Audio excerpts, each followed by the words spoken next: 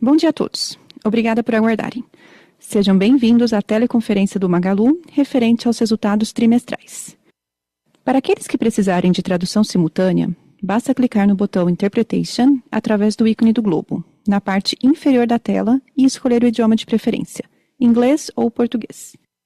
Informamos que este evento está sendo gravado e será disponibilizado no site de RI da companhia, no endereço ri.magazineluiza.com.br, onde já se encontram o release de resultados e a apresentação, ambos nas versões português e inglês.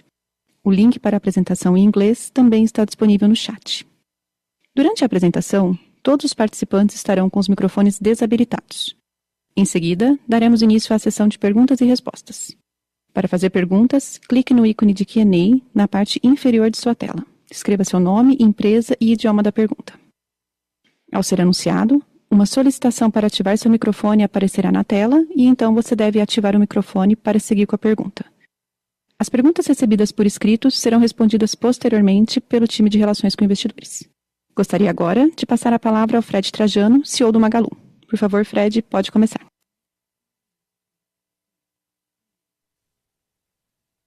Bom dia a todos. Muito obrigado por participarem do nosso call de resultados referentes ao terceiro TRI de 2024.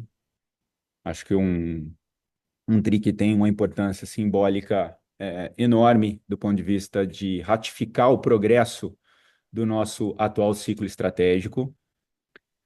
E falando nisso, eu queria justamente começar o nosso call dando um contexto um pouco mais amplo do que o nosso resultado do terceiro TRI, falando justamente dos nossos ciclos estratégicos. No ano que vem, 2025, a atual gestão, que eu sou o CEO, junto com boa parte da liderança que está comigo desde o começo dessa jornada em 2016, vai completar 10 anos, né, à frente das operações do Magalu.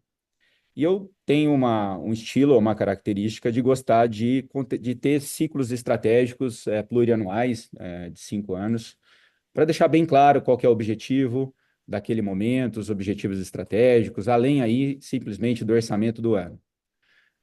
E eu divido, né, esses 10 anos, né, claro que um deles vai completar no final do ano que vem, em 2 ciclos estratégicos que eu coloquei aqui no primeiro slide da nossa apresentação, na página 3, que o primeiro dele é a digitalização do Magalu. Quando eu assumi a companhia em 2016 com o meu time, o meu mandato, né, conferido pelo Conselho de Administração do Magalu, era de fazer a digitalização do Magalu.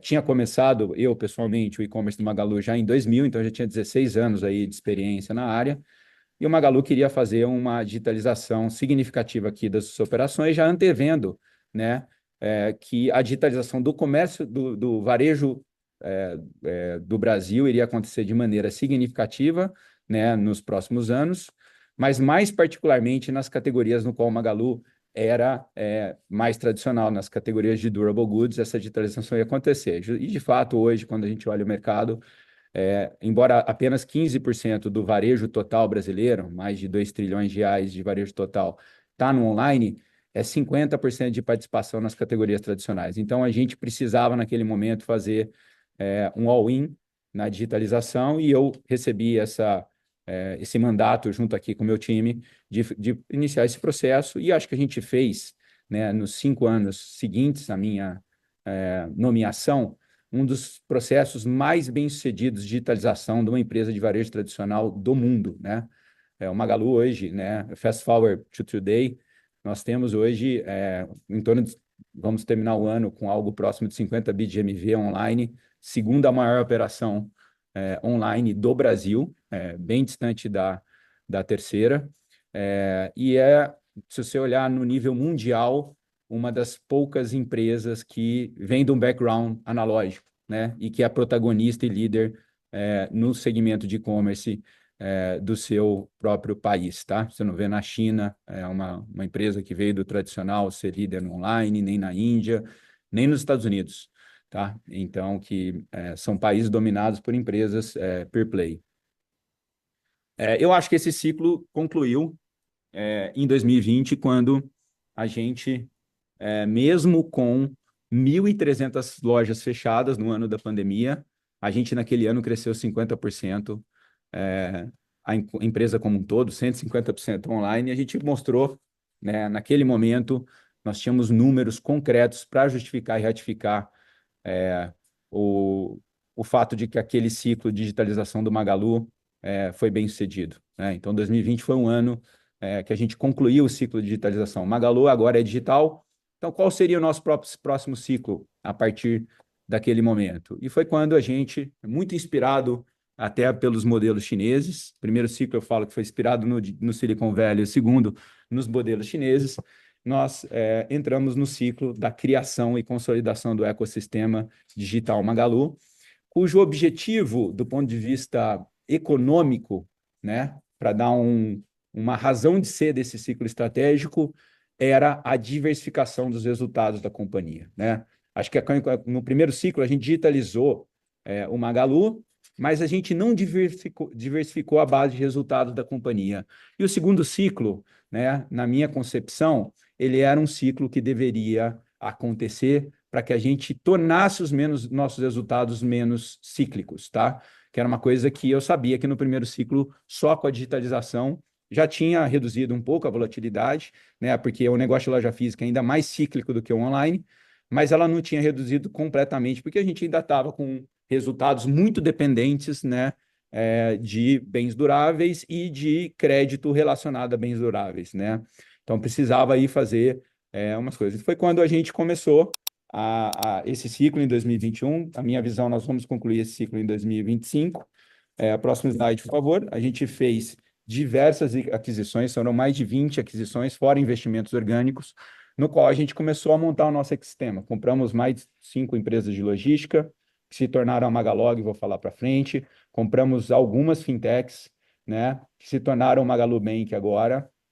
Compramos algumas empresas de tecnologia, né, que hoje a gente está consolidando dentro da cloud do Magalu, e compramos várias empresas aí de ads e de conteúdo, portais de conteúdo, para aumentar aqui a nossa base de anunciantes e a monetização aí da nossa audiência, fora todas as aquisições que nós fizemos para diversificação de categorias. Hoje nós compramos a Netshoes, que hoje é líder em produtos esportivos no online brasileiro, uma das maiores operações da América Latina em produtos esportivos.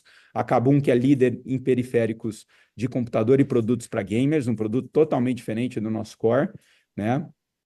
E absolutamente complementar. A Aikifome, que hoje é o segundo maior operador de delivery, embora não está em São Paulo, um pouco fora aí dos São Paulo e Rio, ela está e é um dos maiores players do Brasil, o segundo maior em número de pedidos de food delivery do Brasil. E a Época Cosméticos a gente acelerou muito.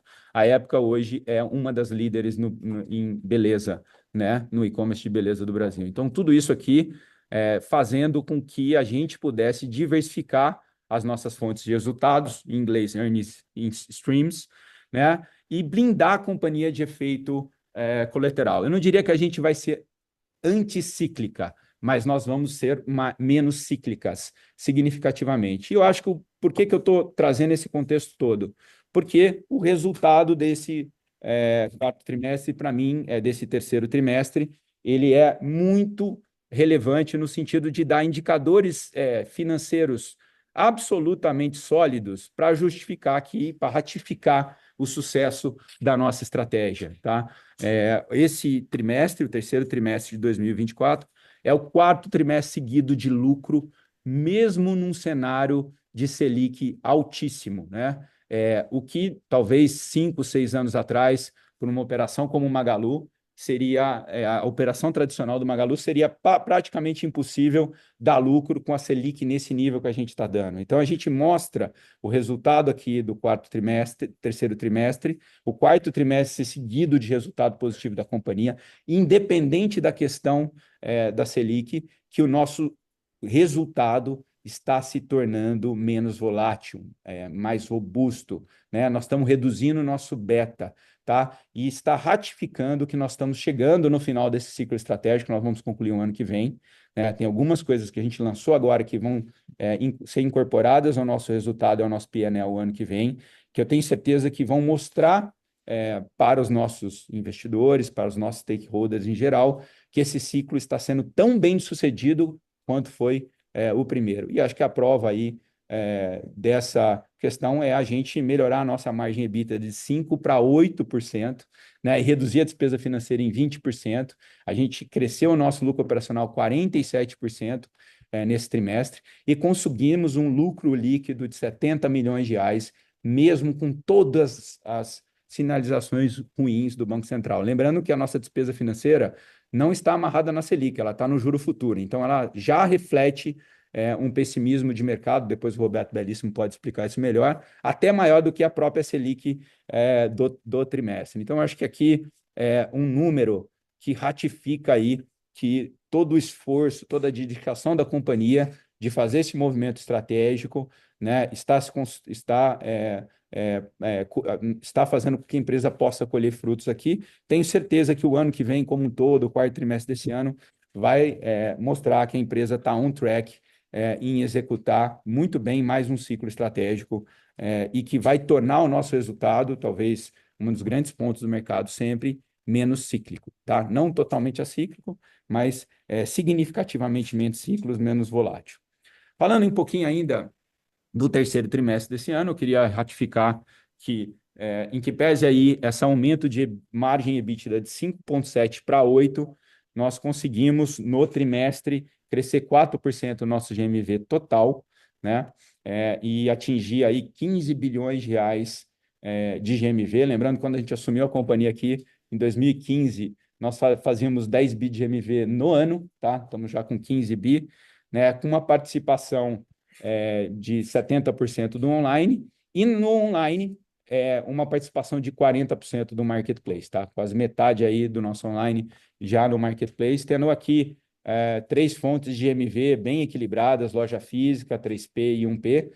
Eu gosto sempre de falar que a minha estratégia nunca representa criar um novo sem destruir o passado. Quando a gente fez 1P, a gente continuou crescendo lojas. Quando a gente assumiu a companhia, o faturamento de lojas físicas no Magalu em 2015 era 8 bi, nós estamos chegando já a 20 nesse ano, né? A gente cresceu 1P não em detrimento de loja física. E o 3P também a gente não está crescendo em detrimento nem do 1P, nem de loja física. É sempre tijolo em cima de tijolo, e fazendo com que os canais tenham sinergias, integração e não canibalização entre eles, né?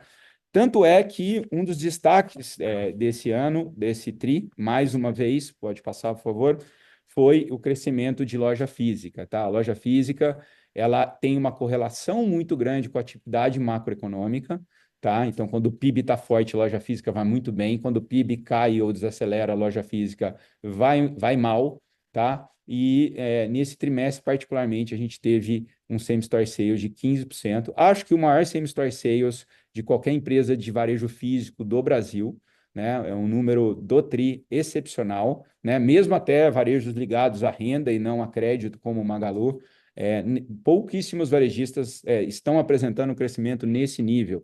O que contempla aí a questão macroeconômica, como eu falei, o Brasil, apesar dos juros altos, está com um PIB muito forte, deve terminar o ano aí com um PIB de 3%, o desemprego baixíssimo, né? Historicamente baixo, ou seja, as pessoas empregadas, né? Com condição de fazer compra. A loja física, de novo, é muito focada na baixa renda e tem uma ciclicalidade econômica forte, mas também tem um trabalho excepcional dos times de operação do Magalu de ganho de market share.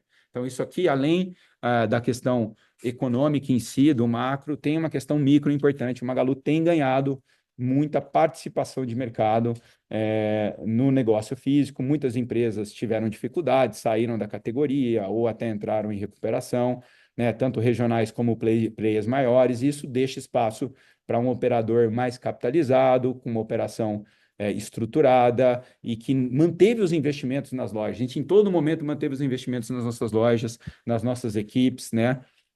E conseguimos aí capturar bem essa volta aí do varejo físico. O mercado sempre, quando há um soluço em loja física, a loja física acabou, e a gente quer lembrar que a loja física tem um papel importante, tem um segmento de consumidores importantes, além do papel que ela dá em termos de possibilidade para própria multicanalidade. Então, hoje, 45% do 1P é retirado ou chipado a partir da loja, e já mais de 20% do 3P também. A multicanalidade é um diferencial competitivo da nossa operação online, e não só como um canal standalone isolado dentro do contexto de marketplace. Falando um pouquinho de e-commerce, pode passar, por favor. O Magalu, ele está... eu gosto de dividir o mercado de e-commerce em três faixas de ticket, e aqui eu estou incluindo um P e 3P, estou falando do mercado de e-commerce como um todo no Brasil, e o Magalu, ele tem uma participação de mercado, uma liderança absoluta em tickets acima de R$ 1.000. O Magalu é líder em produtos de marca, de tickets maiores, obviamente até pelo conta da nossa alta posição em eletroeletrônico. A gente é o líder em eletroeletrônico, com shares aí nos nossos fornecedores que vão de 25% até 50%, dependendo do fornecedor. O Magalu tem uma participação e uma liderança hoje em contest em durable goods, tá? E isso a gente traz aqui também, tanto no 1P quanto no 3P, para a nossa operação online. Então, quando o consumidor quer comprar um produto de marca, de procedência de qualidade, quando ele quer comprar um produto que não é falsificado, ele certamente confia no Magalu e ele tem o Magalu como um destino para essa compra de produtos. E a gente tinha uma estratégia na diversificação de crescer o nosso faturamento em produtos entre R$ 200 e R$ 1.000, né, que é uma faixa de ticket intermediária, e uma das táticas que nós usamos para isso foi a compra de redes, né? Nós compramos a Netshoes, compramos a Kabum, compramos a Época Cosméticos, expandimos essas operações também, e hoje, né, tudo aquilo que eu chamo que não é FGTS, fogão, geladeira, TV, smartphone, que é as nossas categorias premium, já representam metade do GMV do nosso online. E a gente tem presenças significativas aí junto a fornecedores como Adidas, como L'Oréal, né? Enfim, Dell, né? Na parte de componentes, como vários outros operadores aqui de marcas relevantes em tickets intermediários. Aqui, além dessas aquisições que nós fizemos, a gente também lançou no começo do ano passado, eu vou bater bastante nisso aí, um fulfillment diferente, né? Nós lançamos um fulfillment multicanal, cujo objetivo era trazer para o 3P as mesmas vantagens da multicanalidade que fizeram a gente ser o vencedor no 1P, tá? Demorou um pouco mais, porque é mais fácil você lançar um fulfillment 3P only, né, do que pegar um sistema de 1P e lojas e pegar um WMS, um TMS desses sistemas e adaptar para o 3P. Teve um esforço muito grande das equipes de tecnologia de negócio aqui do Magalu para fazer com que os nossos CDs pudessem operar não só mercadorias do próprio Magalu, mas mercadorias de milhares, né, de sellers terceiros, né? E isso exige aí um esforço de customização dos sistemas legados enorme. Nós fizemos isso com muito sucesso, lançamos no primeiro tri do ano passado e já temos hoje mais de 20%, né, 24% dos pedidos do 3P passam pelo nosso fulfillment. A grande vantagem do nosso modelo de fulfillment, que eu acho que precisa ser compreendida, é que ele é muito mais barato que o fulfillment de mercado, tá? Então, vocês vão ver aqui, mesmo a gente investindo e ampliando o fulfillment do Magalu, pouca alavancagem de despesa, muita alavancagem operacional, pouco aumento de despesa operacional, tanto é que nesse trimestre a gente diluiu bastante, o Beto vai falar sobre isso, o nosso SG&A, né, mesmo ampliando aqui a penetração do fulfillment dentro da companhia. O seller que muda para o fulfillment do Magalu, ele tem uma melhoria drástica em performance. O tempo médio de entrega cai quase pela metade, né, 40% menos tempo prometido para os clientes, e o frete reduz aí significativamente também, em torno de 20% o custo total, porque, por exemplo, o Retira Loja tem um custo muito menor. Já tem um caminhão que sai dos CDs para a loja, isso cai bastante. Isso gera um índice de conversão para todos os produtos 2 vezes maior e um NPS 10 pontos maior. Então, o foco da companhia foi despriorizar qualquer modalidade de entrega que não seja fulfillment, principalmente o envio parceiro, que é a modalidade de entrega que tem menos lock-in para a companhia e menos NPS para a companhia, e focar e dar um all-in aí no nosso fulfillment e no coletas, tá? Então, a gente habilitou 9 CDs. Ontem mesmo eu estive visitando a nossa operação em Pernambuco, né? Uma operação que era um CD da Netshoes, agora é um CD de fulfillment do Magalu. E acabamos de habilitar o CD do Rio de Janeiro, então devemos estar também fazendo fulfillment no Rio de Janeiro. Lá a gente tem mais 50% de ociosidade no CD, eu tenho certeza que vai ser, então vamos reduzir muitos prazos para o Rio de Janeiro, incluindo produtos de sellers lá.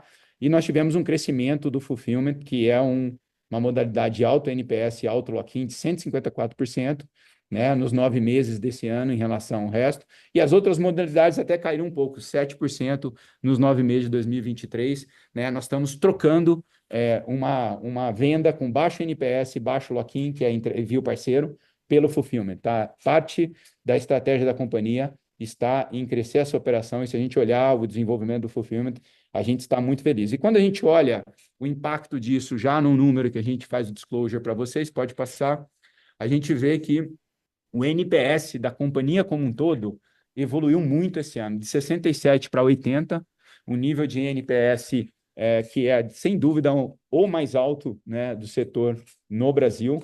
Né?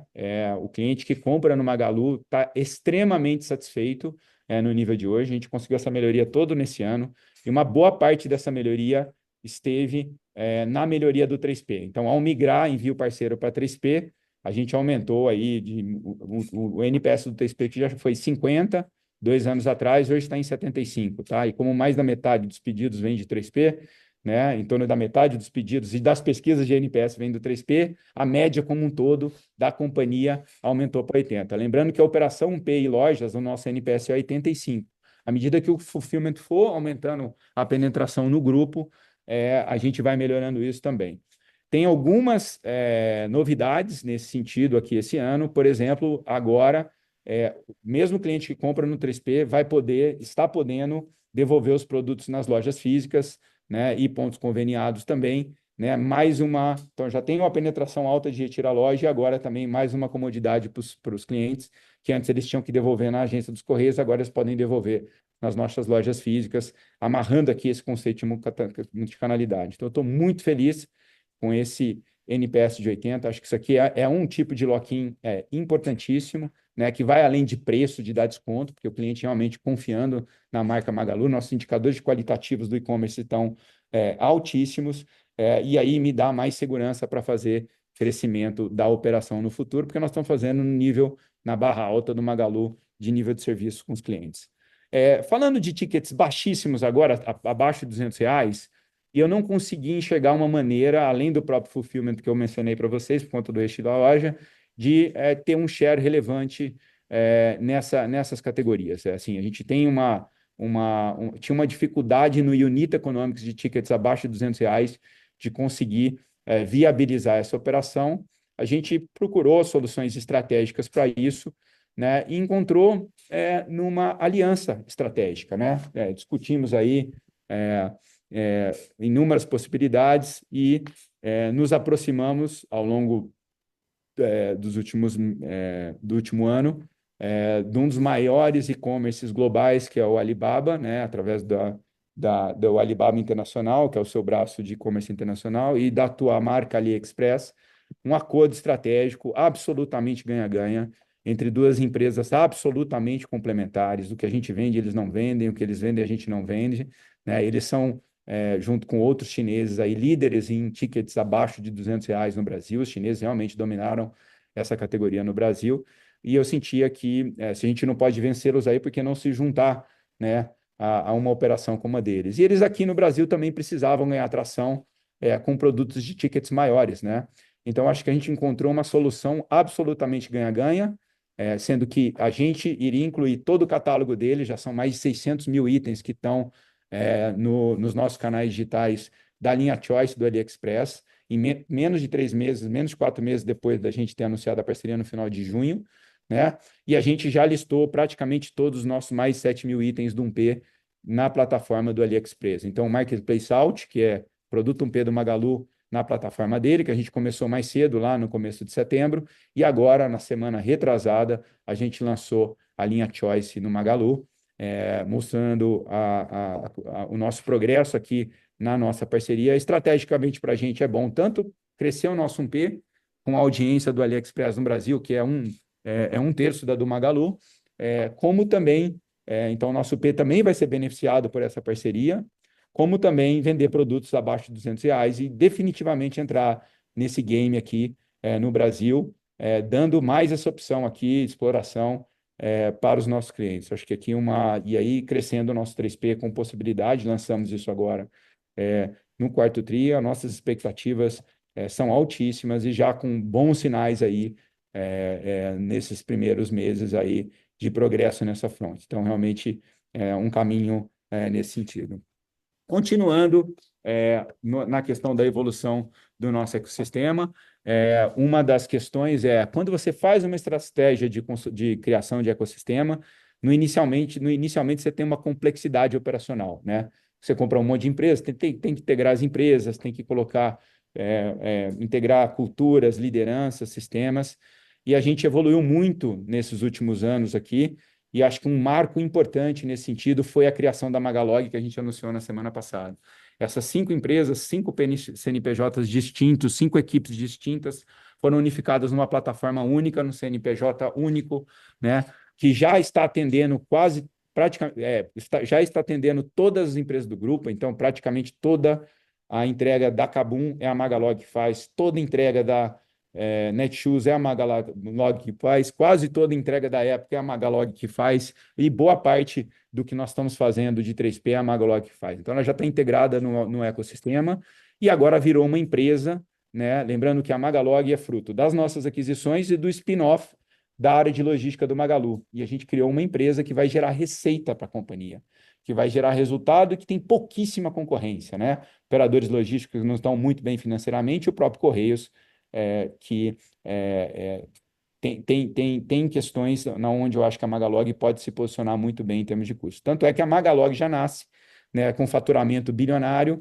e com uma boa parte da sua receita já vinda de fora do ecossistema, né? Empresas como o Renner, a própria Centauro, Pet Love, várias empresas do Brasil hoje estão confiando na Magalog, porque a Magalog opera logística com o nível de serviço do Magalu e com o controle de custos do Magalu também. Então, acho que ela nasce muito robusta, né? E a gente tem aí uma condição de ter tanto a densidade importante, que a gente já consegue com o próprio ecossistema, como também a densidade adicional de venda para outras empresas, mas também uma oportunidade de a gente ter resultado. Não espero um lucro altíssimo da Magalog, porque o objetivo não é especificamente esse, mas com certeza vai contribuir para transformar um centro de despesa num centro de resultado, e a gente está muito feliz com esse progresso, com o anúncio da Magalog e com a evolução e simplificação operacional aqui nesse contexto. Acho que outro pilar importante, né, do nosso ecossistema é o Magalu Ads, tá? Hoje nós temos, né, sempre lembrando que quando se fala de Magalu, a gente tem que pensar no ecossistema como um todo, não só na audiência do próprio Magalu, que é altíssima, mas nós temos que considerar a maior audiência do mercado de esporte no Brasil, que é a Netshoes, a maior audiência do mercado de beleza no Brasil, que é a Época, maior audiência em conteúdo geek do Brasil, que é o Canaltech e o Jovem Nerd. Nós temos também, né, os fluxos de loja. Então, toda a audiência do Magalu on e off vai ser disponibilizada para anunciantes, parceiros anunciantes, através do Magalu Ads. Acho que é quase que um no-brainer aqui. O crescimento do nosso Magalu Ads Retail Media é uma atividade relevante hoje no mundo inteiro. Flipkart com 5% do GMV em ads, Amazon com mais de 6%, mesmo empresas que começaram mais cedo já com 2% do GMV em ads, né? Então, praticamente todas as empresas que entram numa jornada de Retail Media têm uma contribuição importante dele para o seu resultado. Como é um negócio de 70% de margem de contribuição, o Magalu atingindo 2 pontos de GMV no nosso online, nós estamos falando de 1 ponto a mais de EBITDA, certamente. Eu acho que é um foco enorme da companhia. Anunciamos isso no começo do ano, quando a gente fez a capitalização, que parte desse investimento ia estar para o Magalu Ads, né? E, de fato, acabamos de lançar nesse trimestre a nossa nova plataforma de ads, que dá possibilidades para os anunciantes de criar campanhas por objetivo de negócio, cria um modelo de CPC para o leão muito mais robusto que o anterior, adiciona campanha com palavra-chave, ela realmente é um ganho muito grande, fora toda a usabilidade muito grande. A gente lançou essa plataforma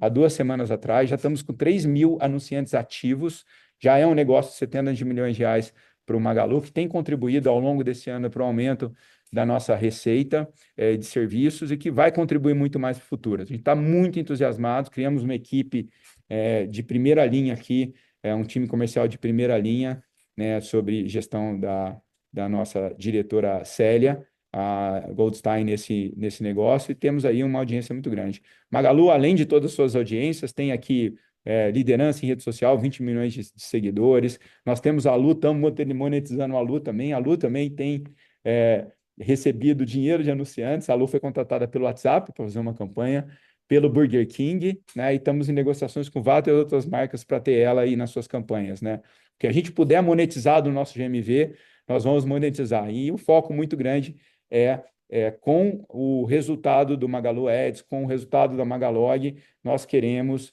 mais uma vez, ter uma base de resultados menos cíclica, mais robusta, menos volátil, reduzir o nosso beta, né? Então, nós estamos caminhando aí para uma monetização quase que plena do nosso GMV, que é o foco desse ciclo estratégico. E nesse contexto de juro alto, é a estratégia mais correta para qualquer empresa, tá? Não é só para o Magalu. Então, monetizar o GMV é a estratégia mais correta num contexto de juro alto. E, finalmente, já para passar, antes de passar a minha palavra aqui para o Beto, eu queria destacar também a evolução absolutamente significativa aqui da nossa operação financeira, tá? A gente tem melhorado, inclusive, né, a operação mais antiga nossa, que é a Luizacred.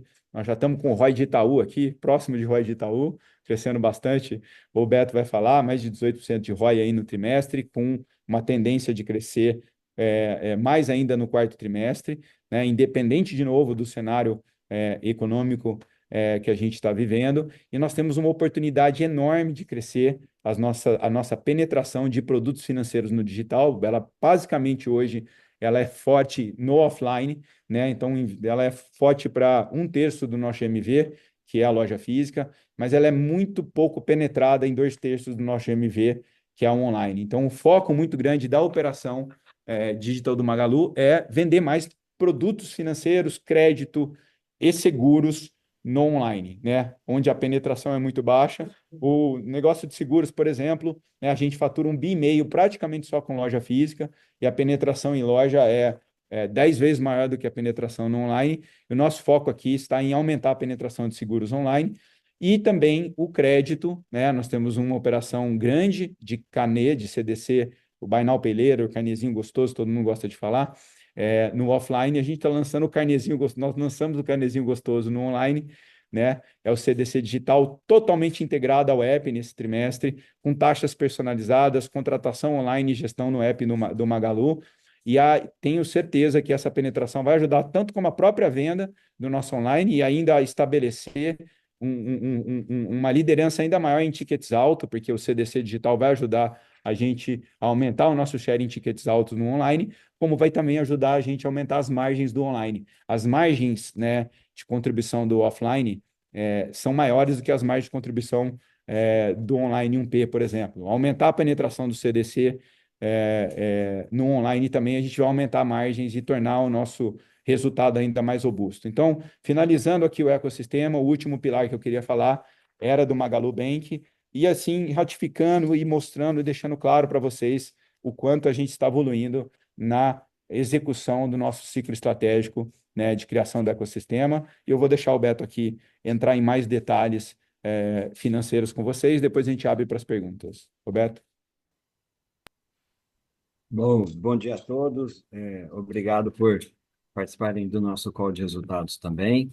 Vou começar passando aqui rapidamente pelos destaques financeiros, né? De novo, a gente atingiu 15,5 bilhões de vendas totais nesse trimestre, um crescimento de 4,5%, com destaque para o crescimento muito forte nas lojas físicas, especialmente os same-store sales na casa de 15%, né?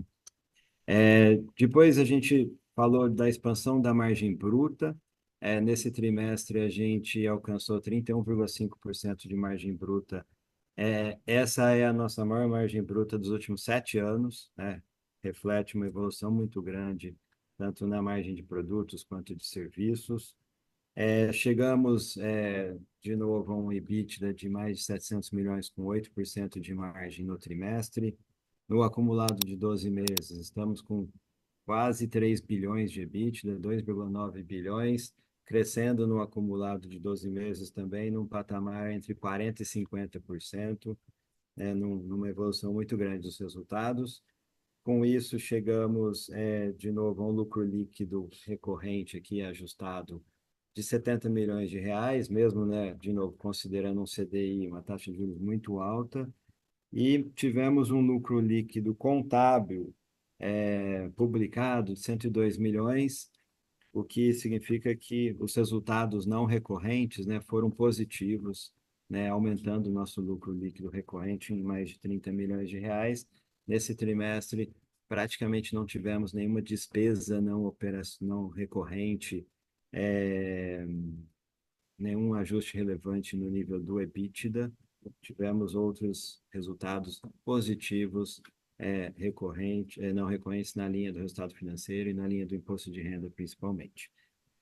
Além disso, tivemos mais um trimestre de geração de caixa muito forte, né? Geração de caixa operacional de quase 600 milhões de reais, levando a posição de caixa total para 6,6 bilhões, mais um trimestre de geração de caixa, aumento de caixa total, e essa geração de caixa, de fato, reflete uma conversão muito alta entre o EBITDA e o fluxo de caixa das operações, como a gente vai comentar um pouco mais adiante também.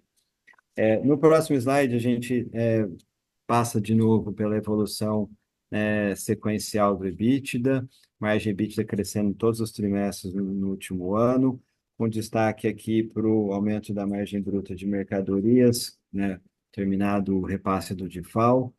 Nesse trimestre, a gente teve uma diluição muito grande de despesas operacionais, principalmente despesas fixas, vamos comentar no próximo slide. Evoluímos na receita de serviços, Fred já falou da expansão do fulfillment, do ganho de market share e do crescimento das lojas físicas e da rentabilidade, né, bastante alta na Luizacred.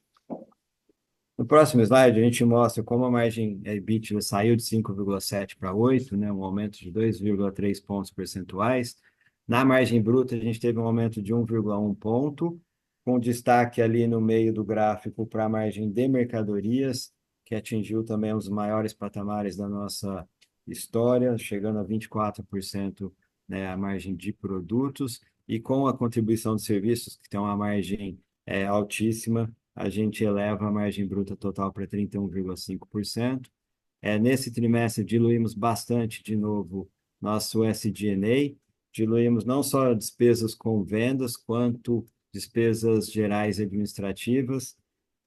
Aqui a gente teve uma diluição, né, forte no todo pela alavancagem operacional, né, pelo crescimento na casa de 2 dígitos pelas lojas físicas, mas também tivemos, né, um ganho de eficiência muito grande não, nas lojas físicas, né, a gente está hoje com uma despesa operacional nas lojas muito mais eficiente, muito mais enxuta, além de despesas gerais e administrativas muito menores do que no ano passado, incluindo revisão, né, de todos os contratos, orçamento base zero, e toda a simplificação da estrutura que a gente fez o ano passado. Para vocês terem uma ideia, as despesas gerais e administrativas estão até nominalmente menores do que o ano passado, em quase 20 milhões de reais por trimestre. Seguindo, a gente teve, né, a contribuição muito positiva, volta um slide ainda, muito positiva, a Luizacred, né, que durante um tempo diminuía a nossa margem EBITDA, agora voltou esse ano, né, a contribuir positivamente para a margem EBITDA, nesse trimestre em 0,3 ponto, e aqui as despesas de provisões do varejo estão associadas ao crescimento da nossa carteira, né, de CDC, que tem crescido, né, num ritmo bastante alto e tem ajudado, inclusive, na evolução, né, da margem bruta aqui de produtos também.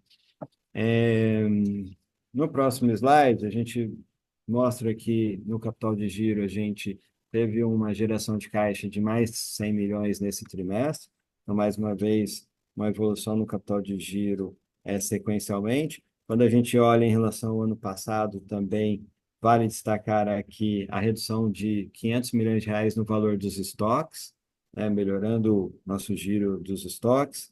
E do lado direito, a gente mostra, né, de uma forma bastante consistente a redução nas despesas financeiras. Nesse trimestre, a gente teve despesas financeiras praticamente 100 milhões menores do que no ano passado. A gente chegou aqui num percentual de despesas sobre receita líquida da ordem de 4%, comparado com o EBITDA da ordem de 8%. Então, a gente trouxe, a gente tem há um tempo falado, é um dos principais indicadores de alavancagem que a gente persegue. Nesse trimestre, então, a gente trouxe esse índice de despesas financeiras sobre EBITDA para um patamar já de 50%. Um ano atrás, esse patamar estava acima de 90%, então mostra a desalavancagem operacional financeira aqui muito grande e com uma tendência de continuar reduzindo aqui a despesa financeira no quarto trimestre. Toda essa redução tem a ver com a taxa de juros, mas muito mais do que a queda na taxa de juros, né, que voltou a subir. A gente pagou 3 bilhões de dívidas esse ano, a gente reduziu muito, né, juros sobre empréstimos, o custo de antecipação de recebíveis, aumentamos a venda através do Pix, venda com juros, reduzindo venda sem juros, e também recompramos debêntures no mercado secundário nesse trimestre também. Já recompramos mais de 100 milhões de reais em debêntures no mercado secundário. No próximo slide, a gente mostra um pouco nossa análise de fluxo de caixa. A gente passou de 6,5 bilhões para 6,6 bilhões. Tem aqui um pouco de arredondamento. No fundo, a gente gerou 160, aumentou aqui a posição de caixa total em 160 milhões de reais, esse aumento está muito associado ao lucro do trimestre, mais a evolução do capital de giro, né? Quando a gente olha um pouco mais em detalhe, a geração de caixa das operações da ordem de 600 milhões foi bem acima dos investimentos, né, na conta de CAPEX e também do pagamento de juros e leasing, que são fluxos recorrentes, vamos dizer assim. No meio do gráfico, a gente mostra, a gente fez o aumento de capital na Luizacred de 300 milhões, recomprou dívida de 100 milhões, e fizemos uma captação de 400 milhões. Esses três eventos praticamente não recorrentes se anulam, se compensam, e o que fica de fato é o fluxo de caixa das operações, gerando um fluxo de caixa aqui excedente, né, maior do que as necessidades de caixa do trimestre. No próximo slide, a gente mostra, inclusive, que esse fluxo de caixa das operações nos últimos 12 meses está em 2,4 bilhões, de novo, muito parecido com o EBITDA acumulado de 2,9 bilhões, e aqui lembrando que nesse fluxo a gente parte do EBITDA, mas já deduz todo o custo de antecipação de recebíveis e inclui a melhoria do capital de giro. Então, dos nossos objetivos é sempre ter um fluxo de caixa operacional o mais próximo, né, possível do EBITDA. E nesse caso aqui, tivemos um dos maiores patamares da nossa história, e com isso também aumentamos aqui a nossa posição de caixa líquido em mais de 1 bilhão nos últimos 12 meses. No próximo slide, a gente mostra um pouco mais sobre nossa estrutura de capital, onde fica claro que a gente tem 6,6 bilhões de reais, sendo 4,8 bilhões em recebíveis, de novo, líquidos e disponíveis para antecipação, e 1,8 bilhão em caixa e aplicações financeiras. E do lado do passivo, a gente tinha em setembro 4,8 bilhões de dívida bruta. Basicamente aqui, se a gente descontasse todos os recebíveis e pagasse todas as dívidas, ficaríamos aqui, de fato, com a posição de 1,8 bilhão de caixa líquida. E aqui lembrando que nossa dívida, esses 4,8 bilhões, está praticamente toda no longo prazo, com vencimentos no final do ano que vem, no final de 2026. Por fim, falando um pouco mais sobre a Luizacred, né, mais um trimestre de resultados excelentes. A gente mostra aqui a inadimplência caindo de forma muito acelerada, saindo NPL acima de 90 dias, saindo de 10,5 para 8,8. O NPL de curto prazo num dos menores níveis da nossa história, chegando a 2,8. A gente mostra aqui também um aumento do índice de cobertura, passando de 140% para 150%, que reflete, né, bastante o conservadorismo nas provisões. E mesmo com esse conservadorismo, a gente teve na Luizacred 4 também como o Magalu, 4 trimestres seguidos de lucro líquido, um resultado aqui na casa de 66 milhões de reais nesse trimestre, uma tendência de evolução desse resultado para o quarto trimestre, e por isso uma tendência de evolução, como o Fred comentou, do ROI, que já foi da ordem de 18% no terceiro trimestre e caminha para superar a marca aí de 20% nos próximos trimestres. Vale destacar, né, que a Luizacred é, teve também um índice de eficiência muito alto, né, nesse último trimestre, abaixo de 30%, na casa de 28%. Despesa com juros caindo bastante, a empresa está super capitalizada, está com índice de Basileia agora bastante confortável e está bastante preparada para voltar a crescer, né, base de clientes, carteira de crédito e resultados nos próximos trimestres. Com isso, a gente termina as principais mensagens e vamos iniciar nossa sessão de perguntas e respostas. Muito obrigado. Iniciaremos agora a sessão de perguntas e respostas. Para fazer perguntas, clique no ícone de Q&A na parte inferior de sua tela. Escreva seu nome, empresa e idioma da pergunta para entrar na fila. Ao ser anunciado, uma solicitação para ativar seu microfone aparecerá na tela e então você deve ativar seu microfone para seguir com a pergunta. A nossa primeira pergunta vem do Luiz Guanais, do BTG. Luiz, por favor, pode seguir.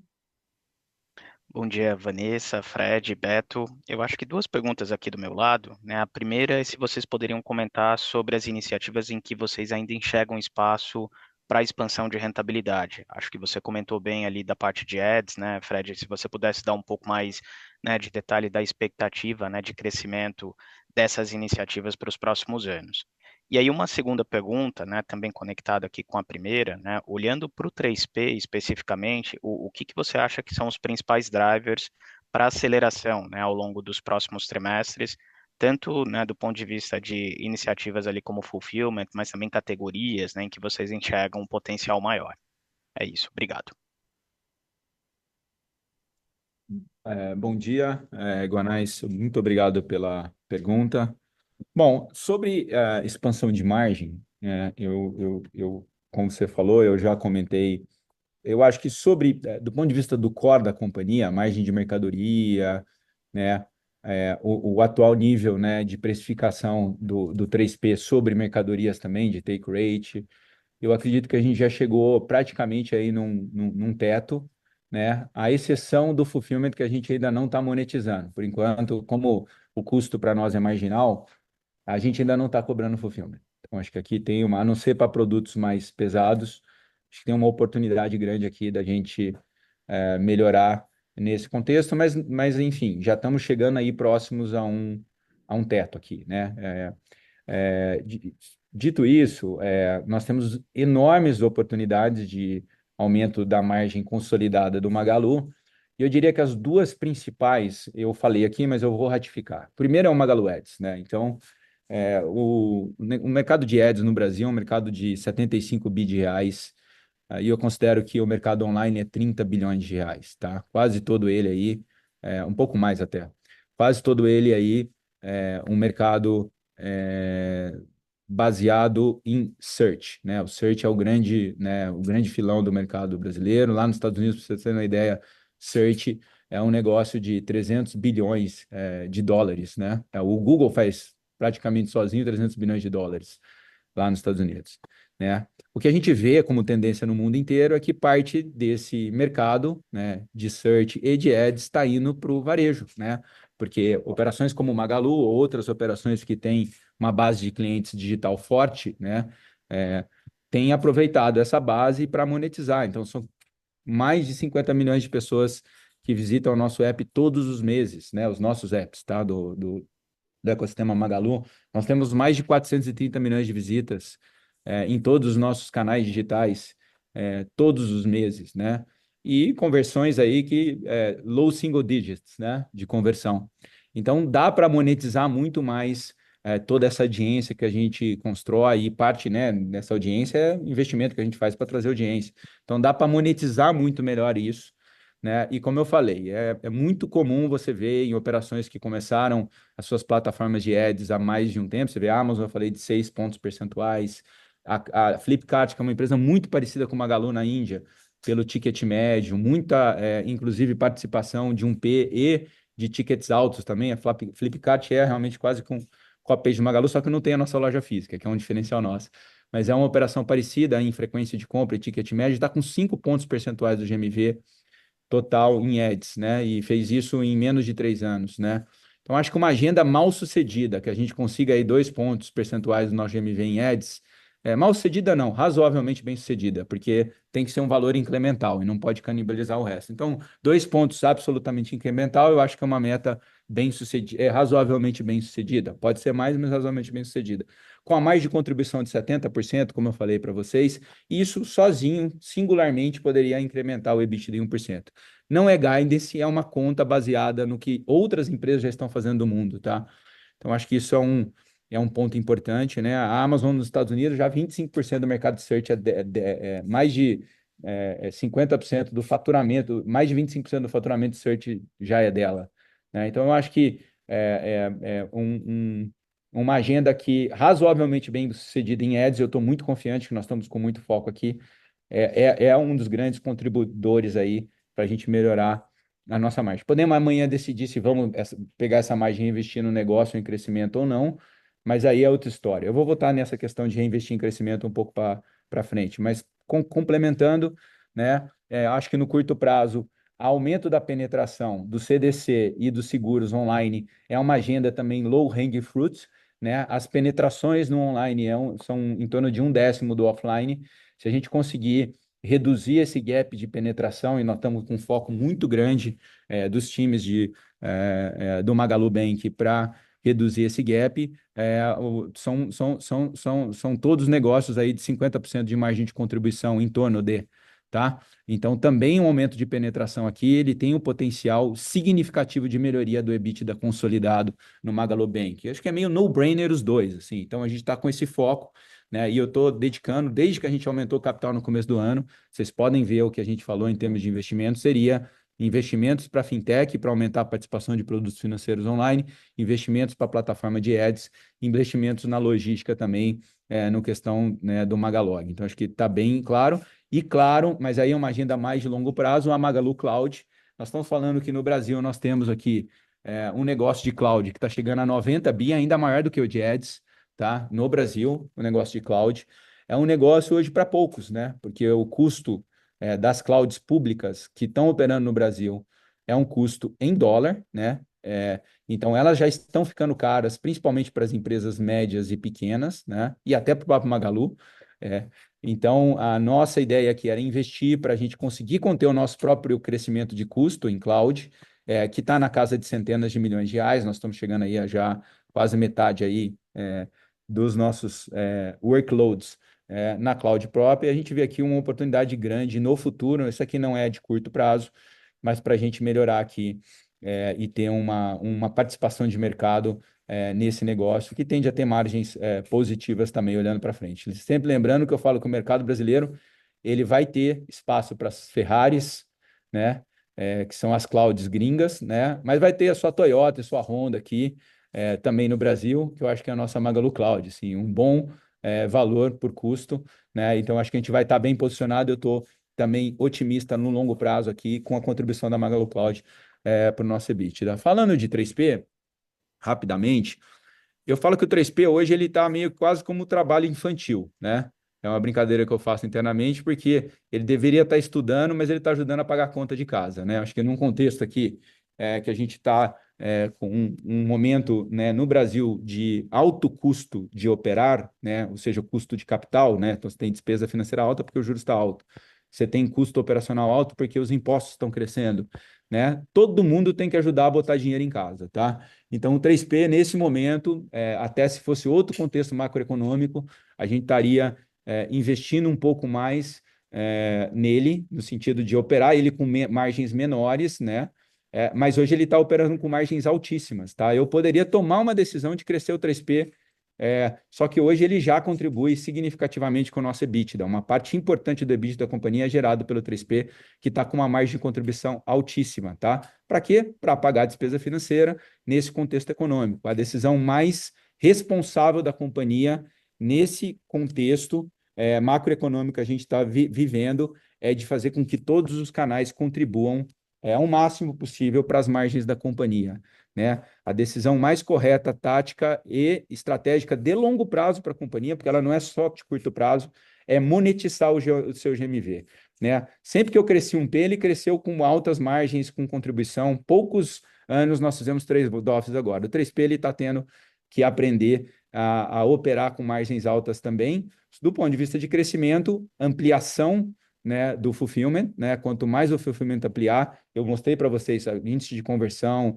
nível de serviço, a gente cresce com um GMV de alto lock-in, aí eu estou despriorizando o GMV de envio parceiro, né? A gente está dando menos e menos subsídios para GMV de envio parceiro, então à medida que a participação do nosso fulfillment aumentar, nós vamos ampliar, né, a quantidade de anúncios dentro das nossas páginas que estão competitivos em relação ao mercado e mais competitivos ainda, porque nós temos um fulfillment multicanal, então o cliente vai ter a opção de retirar na loja mais barato, então crescimento, e eu acredito bastante que a parceria que eu já mencionei aqui, né, com a Alibaba vai ajudar também em vários aspectos nesse crescimento para tickets menores, tanto no crescimento do próprio 1P quanto no crescimento do 3P. Mas eu enfatizo e volto a enfatizar que nesse momento nós estamos focados em monetizar o GMV, em crescer em termos absolutos o nosso lucro operacional e o nosso LAIR, e não necessariamente num crescimento muito acelerado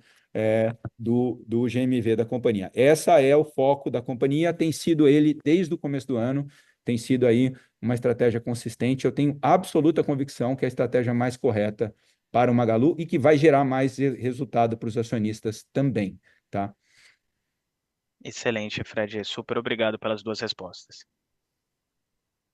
Luiz, obrigada pelas perguntas. A nossa próxima pergunta vem do Itaú, o analista Vitor Rogatis. Rogatis, por favor, pode seguir. Bom dia, pessoal. Bom dia, Fred, toda a equipe aí do Magazine. Eu tenho duas perguntas. A primeira é com relação ali ao CDC Digital. Eu queria só fazer um follow-up e entender qual que é a expectativa assim, de vocês em relação ao potencial que essa carteira poderia ter no ano que vem. E a minha segunda pergunta é com relação assim ao crédito em loja física, né? Como é que a gente pode pensar na concessão de crédito nas lojas físicas nos próximos trimestres, vis-à-vis ali, né, uma expectativa de juros de, enfim, double digits para ano que vem, né? Se essa ideia aqui é acelerar essa concessão, manter relativamente flat, enfim. Obrigado, pessoal. Bom dia, Vitor. Obrigado pela pergunta também. Vou comentar aqui um pouco primeiro sobre o CDC Digital.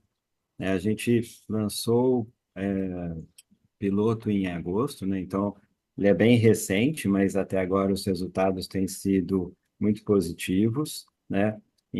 Ao longo de setembro e outubro, a gente foi expandindo, né, o público elegível para o nosso CDC Digital. As vendas, né, a quantidade de contratos, quantidade de clientes, vendas estão crescendo todos os dias, né? A gente está muito feliz com a evolução do produto. A gente, por enquanto, está focando basicamente em clientes pré-aprovados apenas, então a gente tem dezenas de milhões de clientes já pré-aprovados para o CDC Digital, então a gente está mirando, né, focando esse público, que é um público de menor riscos, inclusive. A plataforma está muito amigável, né? O Fred falou, a taxa de juros ela é personalizada, toda a operação, a contratação, a experiência é totalmente digital dentro do nosso app. E, naturalmente, tem evoluções para serem feitas, a gente está fazendo as evoluções do produto, as comunicações, as promoções, marketing e tudo mais, de forma que o potencial é muito grande. A gente sabe no Brasil, né, a demanda que existe por crédito, ela é gigante. A gente está crescendo, está evoluindo e na hora certa a gente começa a dividir os números com vocês. por hora, estamos num processo de evolução, aprendizado e crescimento muito interessante. E como o Fred falou, esse é um produto de rentabilidade muito alta. E aí, entrando até na segunda parte da sua pergunta, Vitor, em relação às lojas físicas, nas lojas esse produto sempre teve uma rentabilidade muito alta, né? É um produto com margem EBITDA bastante alta. A gente pratica aqui taxas de juros, né, competitivas, mas é da natureza do produto uma taxa de juros relativamente mais elevada, então isso permite essa rentabilidade mais elevada. Nas lojas, a gente cresceu a carteira nos últimos 2 anos, até na esteira da redução da taxa de aprovação da operação de cartão de crédito, que ela tem que ter uma taxa de aprovação mais conservadora, porque muitas vezes, né, os juros são menores ou as vendas são, inclusive, sem juros. Então, diferente do CDC, que você pode ter uma taxa de aprovação mais flexível, porque a operação tem custos baixos e já nasce com juros elevados, e o cliente não alavanca fora do Magalu, né? Então, é uma operação diferente. Quando a Luizacred, né, reduziu a taxa de aprovação, clientes que antes a gente daria um cartão de crédito, a gente passou a dar um CDC, então trouxe até um público com perfil de risco baixo para o CDC, melhorando, inclusive, a rentabilidade do nosso CDC e crescendo essa carteira, as vendas e a carteira do CDC nas lojas físicas, né? Hoje, a gente quer continuar crescendo os dois produtos, né? Cada um com o seu público, tá? Então, a gente quer acelerar o crescimento de cartões, e a gente tem visto nos últimos meses já uma venda de novos cartões acima do nível de cancelamentos, que também diminuiu por conta da inadimplência que diminuiu. Então, nos últimos meses, a gente já está vendo uma base de clientes de cartões de crédito evoluindo, base de clientes, carteira, vendas e tudo mais, para um público com inadimplência muito baixa. A gente fala, né, de indicadores de inadimplência nos primeiros meses de apenas 3% de atraso, né? E um público com uma inadimplência um pouco acima desse patamar, até o nosso limite no CDC, a gente está crescendo também e tem um objetivo de continuar expandindo essa carteira no offline e no online, sempre com margem de contribuição muito positiva e favorecendo, né, contribuindo para o aumento da rentabilidade do ecossistema como um todo. Acho que passamos pelas principais dúvidas, Vitor. Obrigado. Obrigado, pessoal. Obrigada pela pergunta, Rogatis. A nossa próxima pergunta vem do Gustavo Sendei, da XP. Oi, bom dia, pessoal. Obrigado aqui pelas perguntas. Eu tenho duas. A primeira em relação à parceria com a AliExpress, né? Eu sei que é uma parceria recente, mas se vocês puderem compartilhar alguns indicadores preliminares, né? Volume, de repente tráfego, algum tipo de métrica de engajamento também dos clientes de vocês entre as plataformas, né? Seria interessante. E a segunda pergunta em relação ao capital de giro, né? Principalmente quando a gente olha estoque, só para entender se vocês acreditam que o patamar atual de estoque faz frente aqui para a sazonalidade forte do quarto trimestre, principalmente que a gente tem visto alguns fornecedores comentando, né, de problemas de supply, né, com a seca em Manaus, um frete de China um pouco mais caro, então só para entender um pouco a questão de capital de giro, principalmente na ótica de estoque. Obrigado, pessoal. Bom dia, muito obrigado pela pergunta. Eu vou responder a primeira e vou passar para o Fabrício Garcia para falar de working capital, tá? E capital de giro. Sobre a AliExpress, né, como eu comentei, a gente iniciou a primeira operação Marketplace Out, que é a venda no nosso P no AliExpress, né? Existe aí uma complexidade enorme de integração, e a gente iniciou essa operação no início de setembro, na verdade, e essa operação, ela demorou uns 30 dias aí para a gente conseguir subir o catálogo, acertar questões, né, de precificação, frete, questões de catálogo e adaptações do nosso catálogo para a plataforma do Ali. Depois desses 30 dias iniciais de muito aprendizado, já em outubro, né, a operação tracionou bastante, né, e inclusive já está aí bem próximo das métricas já do nosso business plan, tá? Então, estamos bastante confortáveis aqui com essa evolução e já vendo aí boas evoluções aí para o negócio. Acho que tende a ser muito positivo aqui no contexto da Black Friday, considerando aí que é um tipo de categoria que na Black é muito é, procurado, né? Então, além das audiências que a gente tem no próprio Magalu, agora a gente vai contar com a audiência do AliExpress aqui para a venda desse produto, e é muito bom para eles também, porque era um movimento estratégico para o AliExpress importante como moeda de troca do Magalu, inclusive, tá? Sobre o Marketplace, sim, acho que a gente focou agora em trazer o catálogo, né? Então, a gente trouxe aí, na semana passada, a gente atingiu 600 mil itens, né, na nossa plataforma. Já tem contribuído para as nossas métricas de plataforma, visitas, né, ativação, número de itens vendidos, né? Ainda estamos aprendendo algumas questões, né, de como mostrar o imposto. A gente ainda está embutindo frete no valor da mercadoria e a nossa API e as evoluções aqui da integração, a gente vai tirar o frete do valor do produto e deixar ele separado. Eu acho que tem uma série de evoluções ainda para acontecer, mas eu estou bem satisfeito, né, com esse momento. Eu tenho certeza que ele deve escalar bastante aqui em novembro, dezembro, e que vai atingir o mesmo nível de sucesso do Alt, e que nós vamos ter uma parceria muito equilibrada, ganha-ganha. Tem uma possibilidade, nos dois casos, da integração da Magalog. Então, da gente hoje no Alt, para vocês terem uma ideia, é como se toda a venda que eu fizesse no AliExpress tivesse saído do CD de São Paulo. Eu não consigo colocar os outros CDs ainda, que eu tenho um P, e mesmo as lojas, para colocar fretes mais rápidos para o Nordeste. A gente, do jeito que funciona a plataforma, o nosso Alt teve que ser centralizado numa operação única, mas o ideal, como é no caso do Magalu, quando você está no Nordeste, tem um produto no Nordeste, você vai receber do Nordeste, aí tem um prazo menor, custo de frete menor, e a gente está fazendo um médio lá para o Alt. Então, a gente tende a melhorar isso. E para o IN, tem uma série de, que é a venda do AliExpress aqui, tem uma série de melhorias aí também, de como mostrar imposto, de como mostrar o frete, e eu acho que a mais importante delas, que é um ciclo que a gente tende a discutir aqui mais para frente, é o próprio Magalog fazer a última milha da entrega, que hoje as vendas do AliExpress basicamente contam com correios aqui no Brasil, né? Então, acho que tem uma possibilidade muito grande de a gente otimizar bastante essa operação com o Magalog.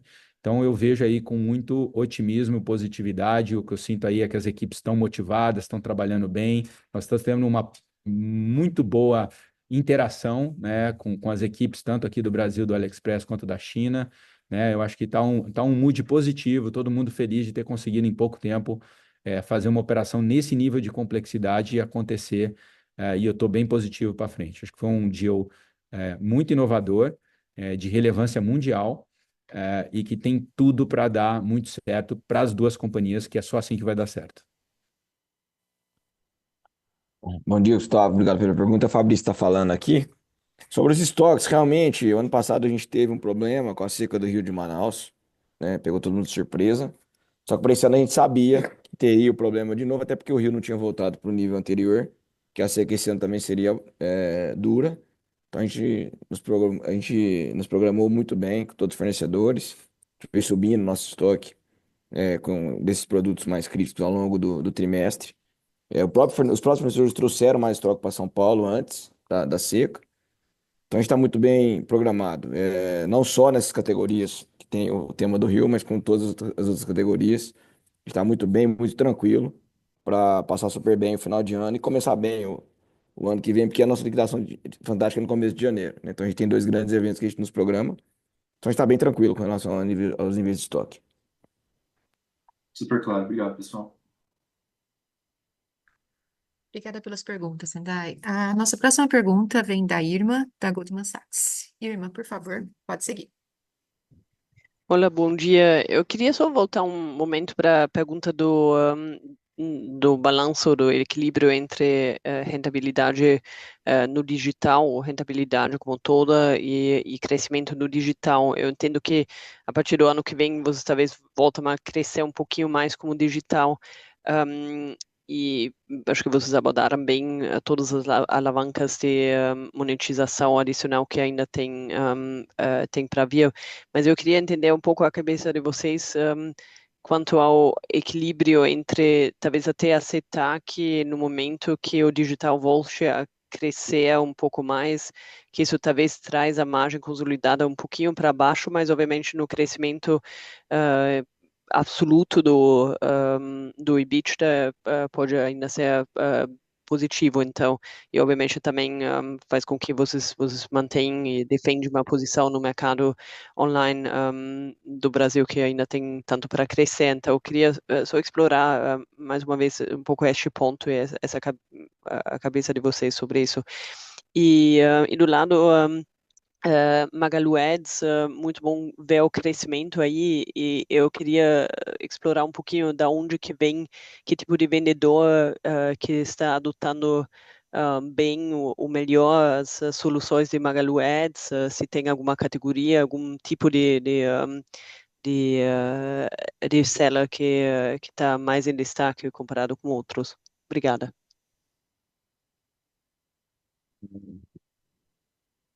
Bom dia, irmã. Muito obrigado pela pergunta. Eu acho que, com relação a essa questão,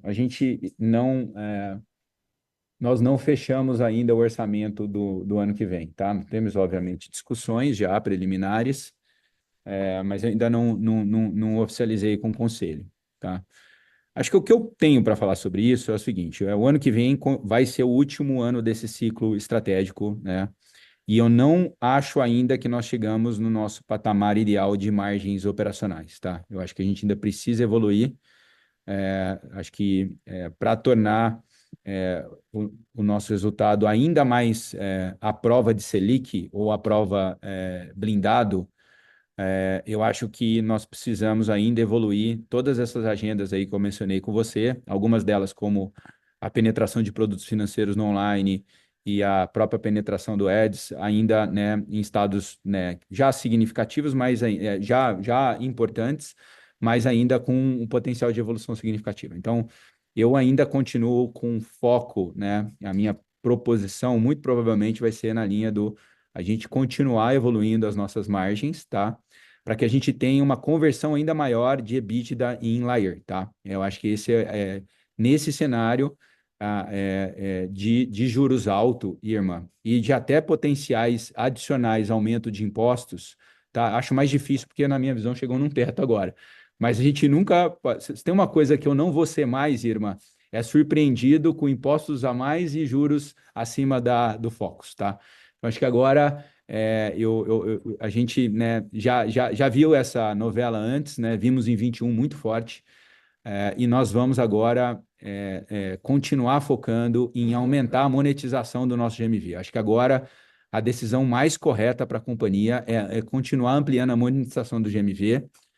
Eu quero lembrar que a gente está se aproximando aí no nosso online de 50 bi de GMV. Não é que a gente fatura 5 bi de GMV ou 10 bi de GMV. O Magalu é o segundo player em mercado online e a gente está com uma posição em várias das categorias muito sólida, né? É difícil de ser batida, tá? Então não é que eu estou numa posição de escala baixa, de escala pequena.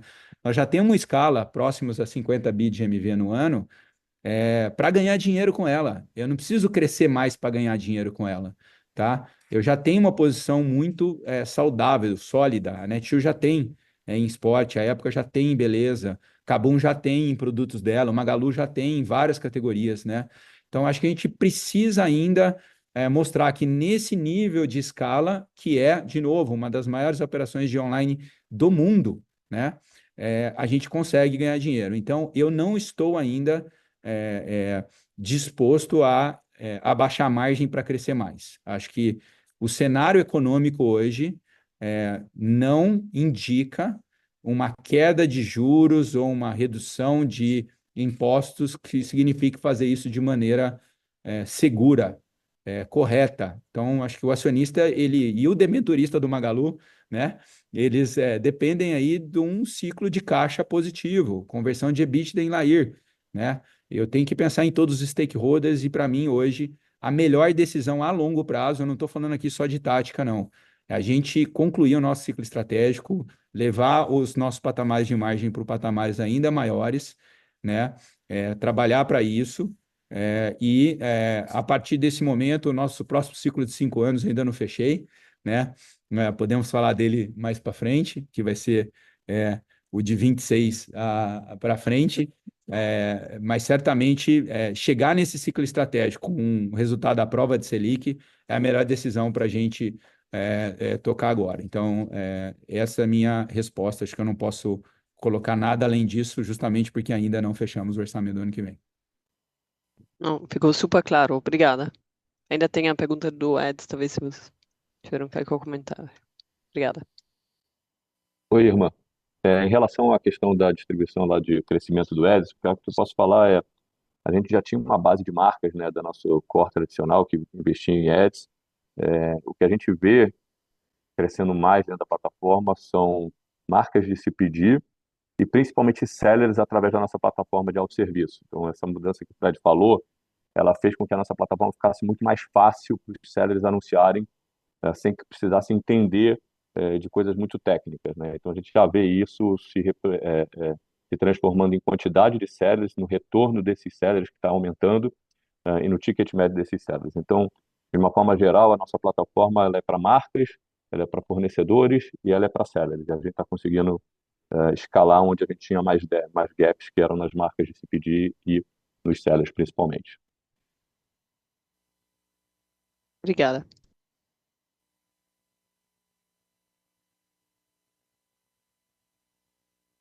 Obrigada pela pergunta, Irma. A nossa próxima pergunta vai vir do UBS, do analista Luca Biasi. Luca, por favor, pode seguir.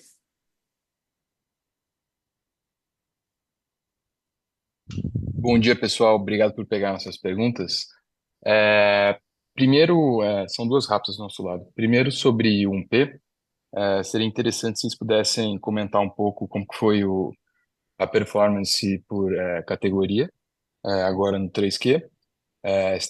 Quais foram as categorias que se destacaram mais?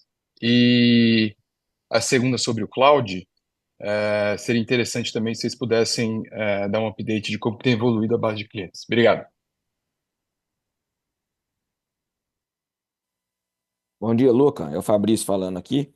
Sobre as categorias do 1P, a gente teve um trimestre equilibrado, a gente performou bem em praticamente todas as categorias do core nosso do 1P. Acho que o grande destaque para mim continua sendo linha branca, a linha de imóveis também a gente performou muito bem. A gente conseguiu fazer um bom crescimento de uma categoria que a gente vinha tendo dificuldade, que foi informática, a gente conseguiu recuperar a categoria de informática, que é bastante relevante para nós. E na categoria que a gente está tendo um ano mais difícil em relação ao mercado e tudo mais, que o mercado tem caído, que foi smartphones, a gente teve nosso melhor trimestre, né, no ano. A categoria performou bem melhor do que ela vinha performando. Ela fez uma performance espetacular em loja física, uma boa performance no online. E a gente espera que a gente tenha um quarto tri melhor ainda. Então, acho que a gente performou praticamente bem em praticamente todas as categorias, com destaque para isso que eu falei, linha branca e imóveis. E acho que a recuperação de informática e telefonia também é destaque. Sobre Cláudio Fatala, eu ia falar. Bom dia, Luca Fatala. Obrigado pela pergunta. Sobre a parte da evolução da cloud, só reforçando novamente que é um ano que a gente está trabalhando muito na evolução dos produtos da cloud, onde a gente pretende lançar todos eles já no final do ano para o público geral. Mas no segundo semestre, nós já começamos a fazer um soft launch de vários desses produtos. Teve a abertura do console da cloud para que qualquer empresa ou pessoa possa criar a sua conta e começar a experimentar, e a partir disso a gente enxergou uma evolução grande da base de clientes. Quando a gente olha para a parte de contas PJ, a gente falava muito sobre aquelas gerenciadas pelo time comercial do Magalu Cloud, e estava na casa de 130 do último trimestre, a gente já está chegando a quase 200 dessas que são gerenciadas pelo nosso time. E aí, com a abertura, a gente viu esse número crescer bastante. Então, hoje a gente está com 513 usuários PJ já na cloud. E a gente está numa evolução muito grande também de engenheiros de software, né, os desenvolvedores construindo criando contas e construindo algumas aplicações, e esse número, quando a gente soma dos PJs com a parte dos desenvolvedores, pessoa física, a gente já passa de 2.500 contas criadas na cloud. Então, mesmo com esse foco de melhoria de produto, com essa parte de soft launch, a gente vê a base já crescendo. Agora é um trabalho grande de pegar feedback, continuar evoluindo, e para o ano que vem a gente buscar uma parte de crescimento maior de base e receita da cloud, provavelmente quando a gente vai começar a dar um pouco mais de detalhe do negócio também. Perfeito, super claro. Obrigado. Obrigada, Luca, pelas perguntas. A próxima pergunta vem do Nicolas, do JP Morgan. Nico, por favor, pode seguir. Obrigado, Vanessa. Bom dia, Fred, Beto. Obrigado por pegar a nossa pergunta. A grande maioria delas já foram respostas, mas eu queria tocar um pouquinho no capital de giro. A gente viu aí no TRI uma melhora bem interessante no estoque. Eu queria entender se vocês enxergam espaço para melhorar ainda mais capital de giro agora no quarto TRI e em 2025. Obrigado.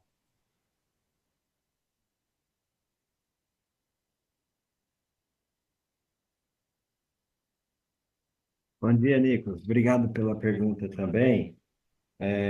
Vou comentar aqui, o Fabrício já falou um pouco, né, o quanto a gente está super bem preparado em termos de estoques para o final do ano. A gente tem conseguido, né, evoluir, de fato, o giro dos estoques. Eu mencionei, quando a gente olha a posição de estoques, né, a gente está preparado e, mesmo assim, considerando que a gente reduziu os estoques em 500 milhões em relação ao ano passado, né? Então, a gente tem evoluído no giro dos estoques, quando a gente olha, né, mês a mês, a gente tem evoluído, né, no prazo médio de compras com os nossos fornecedores, mantendo, né, uma relação saudável de cobertura dos estoques. E acho que, pensando mais a médio e longo prazo, a gente vai continuar perseguindo, né, essa eficiência, na medida em que também a gente continua crescendo e acelera o crescimento, a gente tem a oportunidade, sim, de melhorar ainda mais o giro dos estoques. Sem dúvida, isso é uma das metas principais nossas na gestão do capital de giro, e a gente vai continuar perseguindo essa eficiência operacional. A gente sim acredita que ainda vai continuar evoluindo o giro dos estoques nos próximos trimestres, mantendo um prazo médio de compras estável, porque já é um prazo saudável. E acho que, além dessa relação entre estoques e fornecedores, vale destacar também a monetização de impostos, né, a compensação de impostos organicamente, naturalmente, tornando, né, essa conversão de impostos a recuperar em caixa mais acelerada. Nesse terceiro trimestre, a gente monetizou um pouco, mas, vamos dizer assim, foi algo entre 50 e 100 milhões. No quarto trimestre, nossa expectativa é bastante maior. É o melhor trimestre do ponto de vista de fato, compensação de impostos, porque a gente vende muito mais, gera muito mais impostos a pagar e consegue aproveitar os créditos de impostos já pagos, né? No terceiro trimestre, os estoques aumentaram, então isso acaba gerando mais impostos pagos antecipadamente. Já no quarto trimestre, a dinâmica tende a ser oposta, então a gente vende muito mais, compensa muito mais os impostos, CMS, PIS e COFINS, então a gente deve ter, nesse quarto trimestre, uma geração de caixa muito positiva, não só pela evolução das vendas, mas também pela evolução do capital de giro mais uma vez. Obrigado, Nicolas. Obrigado, Beto. Super claro. Obrigada pela pergunta, Nicolas. A próxima pergunta vem do Vitor, do Banco Santander. Vitor, por favor, pode seguir. Bom dia, pessoal. Obrigado por pegar nossas perguntas. Do nosso lado são duas. A primeira é em relação ao ciclo, né? Que eu acho que, como você vem se aproximando dessa encerramento do segundo ciclo, teve esse foco em, quem sabe, uma monetização maior do GMV e rentabilidade. Queria entender um pouco do que vocês estão pensando para esse próximo ciclo que está por vir. Eu sei que ainda deve estar em processo de desenho, mas ouvi um pouco da ideia por trás dele. E a segunda é um pouco mais de preparativos para o Core 30, um pouco mais de curto prazo. Acho que ficou claro a questão dos estoques, mas eu queria entender se existe alguma preocupação que vocês enxergam em relação a esse nível de concessão um pouco mais conservadora da Luizacred. Obrigado. Bom, eu.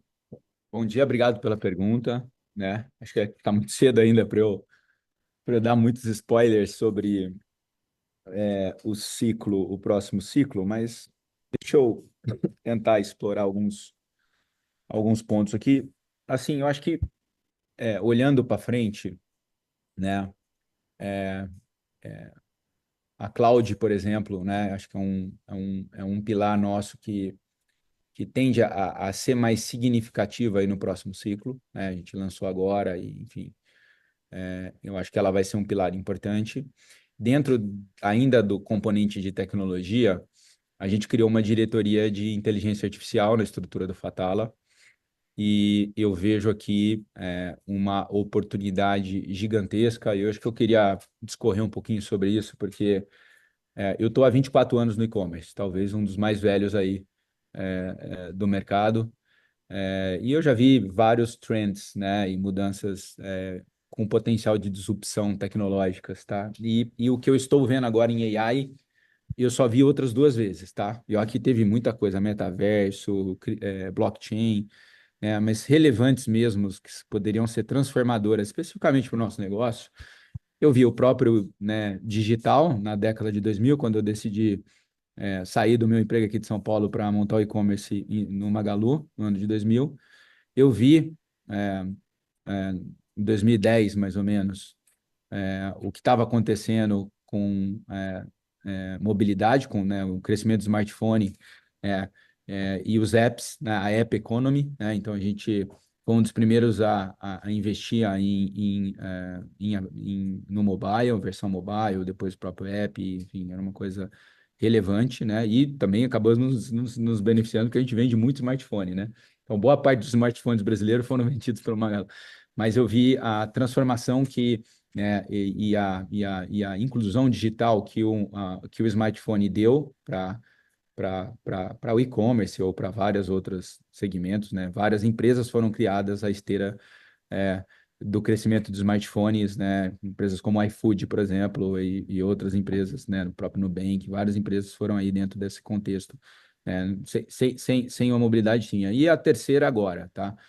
Apenas agora, né? Que é a inteligência artificial. Acho que nós temos aqui a faca e o queijo na mão, né? A gente tem a Lu, né? Acho que pouca gente tem um agent como a Lu, né? Que é seguida e amada por milhões de brasileiros, né? Então, o foco principal da nossa diretoria de inteligência artificial é dar o cérebro para a Lu, né? São milhares de consumidores, milhões de consumidores que conversam com a Lu nas redes sociais, mas também no próprio canal proprietário do WhatsApp, do Magalu, né? E eu vejo aqui um potencial disruptivo enorme disso. E acho que a Lu vai ser um canal de vendas, muito mais até apenas do que um assistente digital, uma influenciadora digital. Então, eu tenho aqui uma convicção de que inteligência artificial vai ser um componente importante do nosso negócio. E também, sobre a questão da multicanalidade no 3P, a gente chegou no nível agora do fulfillment, mas meu sonho é ver o produto do 3P na loja, tá? E acho que na loja da Livraria Cultura, que nós vamos lançar no ano que vem, nós vamos ver, assim, a presença das marcas como um todo na loja. Então, nós vamos ter a Época, a Kabum, né? E né, a presença não só com P, mas o meu sonho é ver os produtos de seller nas lojas também. Eu acho que isso potencializa ainda a nossa oferta da loja física, integra mais o 3P na multicanalidade. A gente está com um nível de integração bom agora, mas praticamente logístico. A gente acho que pode fazer uma oferta maior e ter também os produtos de sellers nos pontos físicos. Acho que vai ser um diferencial grande. Então, eu estou dando aqui uns spoilers só para não ficar com a resposta muito evasiva, mas acho que um pouquinho nessa linha. Eu acho que a segunda pergunta o próprio Beto pode comentar. Bom dia, Vitor. Então, sobre crédito, né, especialmente para o final do ano, a gente pode dizer que a gente está bastante animado, otimista. A Luiza Cred, ela ficou muito mais conservadora, lá atrás, em 2021, final de 21, começo de 22, e até ao longo de 2023. É, agora, na margem, né, a tendência é de flexibilização gradual, né, da taxa de aprovação. Então, a gente já viu nos últimos meses um aumento na venda de cartões novos, né, como eu mencionei acima, né, do nível de cancelamento. Então, a base de clientes voltando a crescer. Então, novos cartões voltando a contribuir mais para o faturamento no mês a mês, uma gestão também de aumento de limites dos clientes mais antigos, aumento até de produtos dentro do cartão, como empréstimo pessoal e tudo mais. Então, a tendência, né, da Luizacred e também, né, do nosso CDC nas lojas é de evolução, dado que, né, se tornou muito conservadora nos últimos trimestres anteriores, nos últimos anos. A tendência é de voltando ao normal na medida em que também a situação macroeconômica, a taxa de juros, vai ficando também mais previsível. Um ponto também relevante é, nas lojas físicas, quando a gente considera essa performance same-store sales que a gente tem tido, né, duplo dígito, 15% same-store sales, ainda é com o que a gente fala, um nível de vendas de produtos financeiros, né, financiados por nós mesmos, muito abaixo do histórico, né? A gente, na média, financiava praticamente 50% das vendas nas lojas físicas.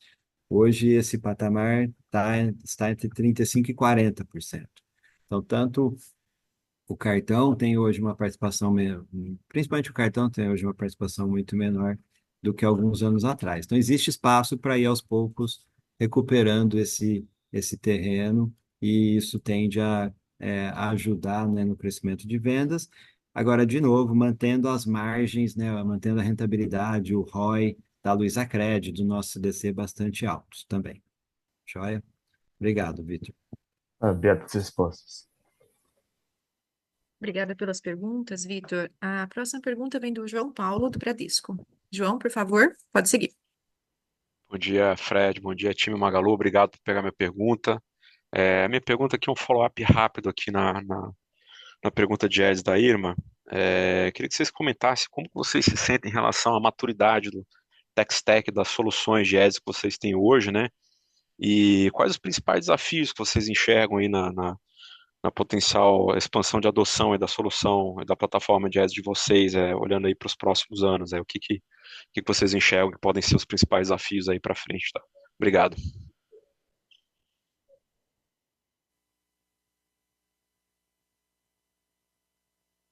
João, Eduardo falando. Em relação à questão do tech stack, eu acho que a gente deu quase que um passo muito importante agora nessa mudança de outubro, que foi essa implementação de uma nova plataforma com muita qualidade de autosserviço. Então, acho que essa parte está superada. Agora, a gente tem toda uma oportunidade de expandir. Primeiro, a gente consolidou isso em Magalu. Vamos tirar valor disso em Magalu. O próximo passo, certamente, é expandir isso para todas as outras propriedades do grupo. A gente tem todas as outras marcas, a gente tem publishers, a gente tem empresas de tecnologia como a BigCommerce, que é plataforma de supermercados. Então, a próxima fronteira dessa nossa evolução tecnológica é a expansão dela para as outras partes do grupo. Ok? Perfeito, muito obrigado. Obrigada, João Paulo, pela pergunta. A nossa próxima pergunta vem do Andrew Ruben, do Morgan Stanley. A pergunta será feita em inglês, mas a resposta será conduzida em português. Andrew, por favor, pode seguir.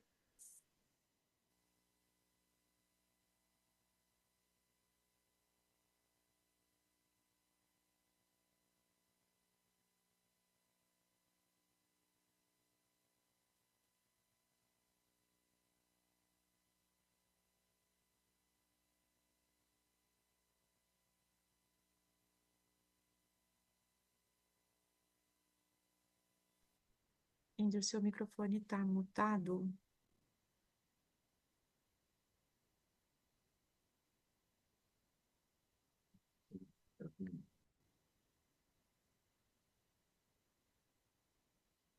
Andrew?